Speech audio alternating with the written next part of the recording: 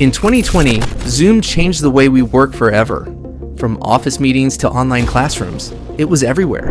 But now, barely anyone talks about it. What happened? How did Zoom go from tech hero to almost invisible?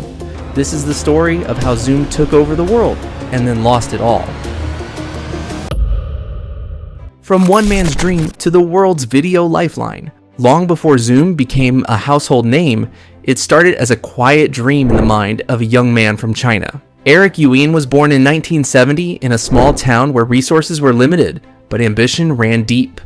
As a child, he was always thinking of creative ways to help his family make ends meet, once even accidentally starting a fire while trying to extract copper from scrap metal. But behind these small ventures was a mind constantly searching for something bigger. In college, Eric studied computer science and mathematics, and during that time, he fell in love with a girl named Sherry. The only problem? She lived over 10 hours away by train. Eric would stand for hours on packed, noisy trains just to see her. On one of those long, tiring trips, he had a thought that would shape his entire future. What if there was a way to see someone you love instantly through a screen? This was the beginning of what would later become Zoom. His passion for technology grew after reading about Silicon Valley in American newspapers. After hearing a talk by Bill Gates about the future of the internet, Eric was sure the US was where he needed to be. So he applied for a visa. He was rejected. He applied again. Rejected. This happened 8 times before he was finally approved. When Eric arrived in America in 1997, he could barely speak English. But his coding skills landed him a job at a company called WebEx, a video conferencing platform. Eric worked hard, moving up the ladder until he became head of engineering. But in 2007, WebEx was bought by Cisco and things began to change. Innovation slowed down and Eric grew frustrated. He had ideas for a better, faster, more user-friendly video tool, but Cisco wasn't interested. So Eric made a bold decision. He quit his high-paying job and decided to build his own product from scratch. Investors weren't convinced. One told him the market was too crowded. Another said he'd never compete with Microsoft or Google. But Eric didn't give up. Many of his old WebEx teammates believed in him and joined his new company. At first it was called SASB, but in 2012 it officially launched as Zoom. Eric had one goal: to make video calls easy, smooth, and joyful. He focused on creating a platform that just worked, even with bad internet. He also built a culture of happiness for users and employees alike. Slowly, Zoom started gaining loyal users, especially among educators and small businesses. But nobody could have predicted what was coming next. Zoom was about to go from a small startup to a global essential, all because of a pandemic that forced the entire world to communicate through screens. The pandemic boom. In early 2020, the world came to a standstill. Offices closed, schools shut down, airports went quiet. Almost overnight, life moved indoors as the COVID-19 pandemic spread across the globe. People had no choice but to work, study, and socialize from home. And to do that, they needed one thing more than ever: a reliable way to connect face-to-face without being in the same room. That's when video conferencing tools became a lifeline. But while Zoom was already gaining popularity among businesses, most everyday users had never heard of it. For years, Skype had been the go-to platform for video calls. So why didn't people stick with it? The truth is, Skype had been falling behind for a long time. It was originally designed for audio calls, and video features were added later, almost like an afterthought. That meant the software wasn't built to handle video well. Connections were shaky, calls dropped. The experience often felt clunky and outdated. And when Microsoft bought Skype, instead of improving it, they shifted their focus to Microsoft Teams, a tool meant more for corporate users. Skype got left behind. It kept rolling out updates that didn't fix the real problems, and sometimes even created new ones.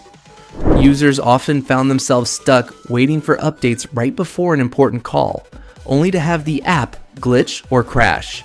Design choices were messy, confusing, and clearly not made with regular people in mind. On the other hand, Zoom had been quietly building something different. It was made for video from the very beginning. Smooth, reliable, and simple. Zoom didn't need to be downloaded to join a call.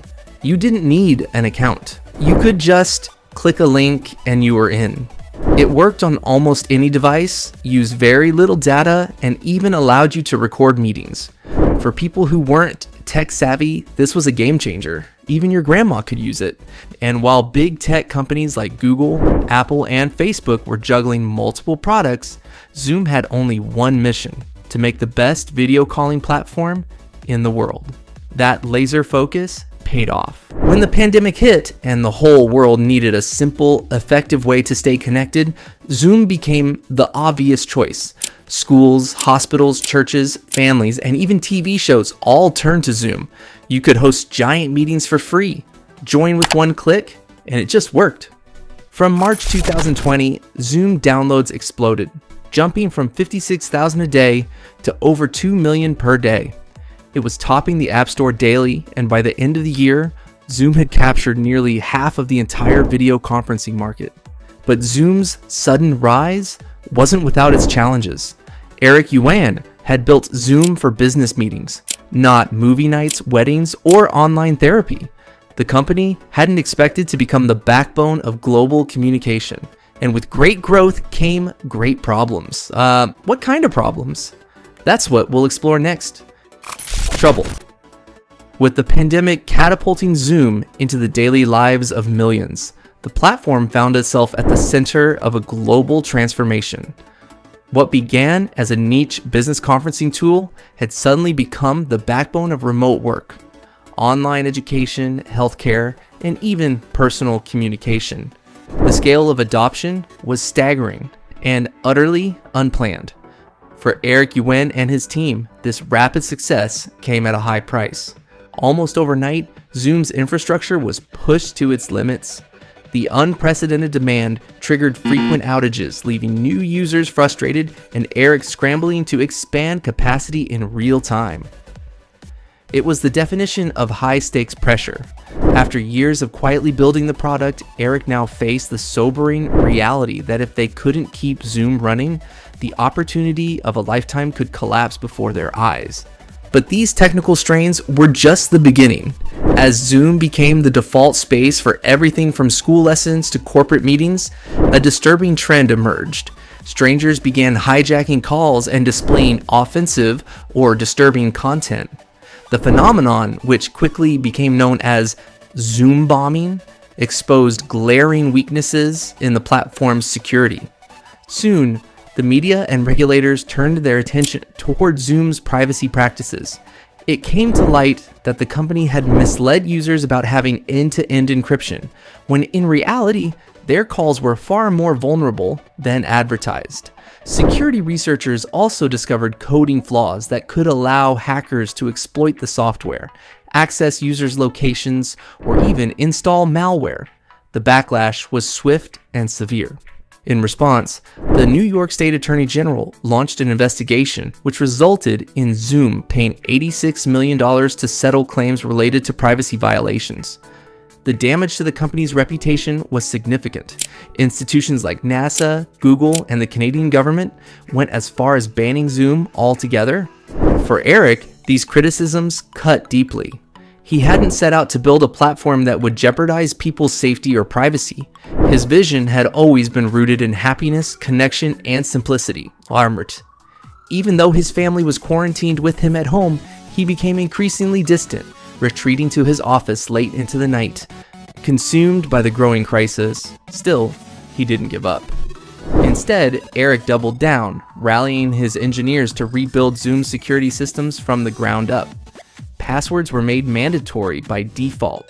The company acquired Keybase, a secure messaging platform, to integrate stronger encryption features.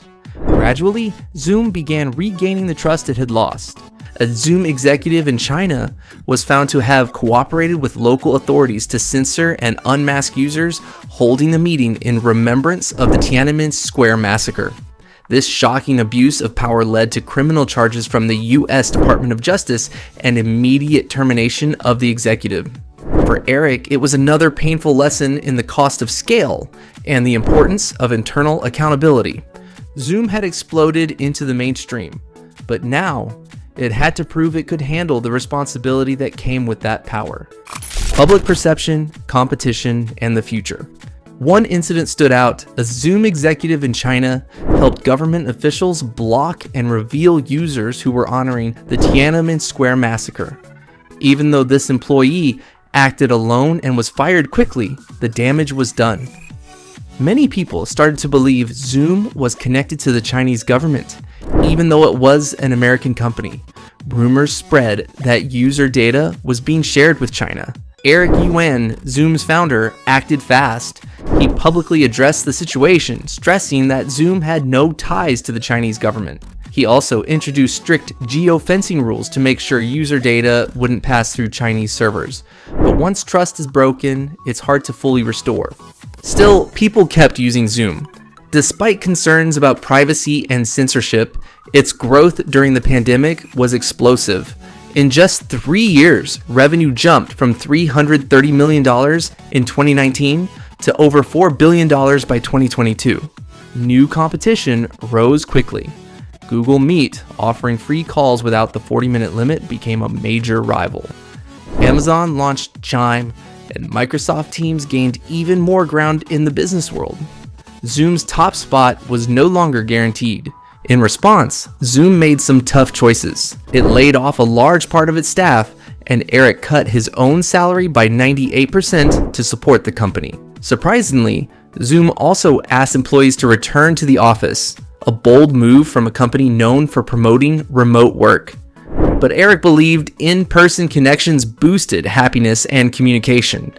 Even as Zoom faced challenges, Eric wasn't done dreaming big. He began shifting the company toward future technologies. One major step was buying an AI language translation company. His goal, to make it possible for anyone, anywhere, on any device, to speak and instantly understand each other, no matter the language. But with this innovation came more controversy. Zoom's new terms and conditions suggested it might use private calls to train its AI. Eric's dream lives on. He wanted to help people connect. And during a dark time in history, Zoom did exactly that. Zoom connected the world when we needed it most. But can it survive the world that came after? Hit like if you enjoyed the story, subscribe for more business breakdowns, and let me know in the comments. Is Zoom dead or just getting started?